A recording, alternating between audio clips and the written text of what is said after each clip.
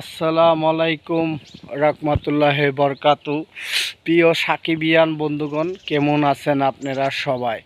আমি কিন্তু ভালোই আছি, ফুরফুরা মিজাজে। কারণ এই যে আমাদের আফজাল শরীফ বা মোবারক তার নাম, তারে কিন্তু আমি 2001 সালে একেবারে বাস্তবে দেখেছি, ডিপজল সাহেব সহ, বুঝতে পারছেন? তো সাকিব খানরে নিয়ে তিনি কিছু মন্তব্য করলেন। সাকিব খানের সাথে তার বহু স্মৃতি জড়িয়ে আছে, কারণ সাকিব খানের সাথে অনেকগুলো সিনেমায় কাজ করেছে।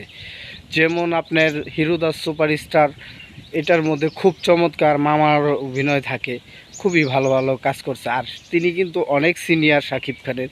কেমন ছিল সাকিব খান সেই বিষয়ে পুরো ভিডিওটা দেখবেন, একবারে পুরো ভিডিওটা আমি দেখাবো কি বলেছে সে। অবশ্যই কেমন ছিল সাকিব? আসলে অনেক কথা তো বলা ঠিক না, সাধারণ মানুষের মধ্যে ছিল, একদম সিম্পল ছিল ছেলেটা। আমার সাথে প্রথম চার ছবিতে আমার সাথে সেগুলি অনেক বড়। দুপুরে এফডিসিতে লাঞ্চ করতে থাকলে পাঠায় খবর নিত আমি কোথায় আছি, আবার আমার ডাকাই না তোমার খাবো, ওর বাসা থেকে খাবার আছে। এই তো ঠিক আছে সব, মানে সাকিব ফার্স্ট ক্লাস। ভিডিওটা দেখা কেমন লাগলো আপনাদের?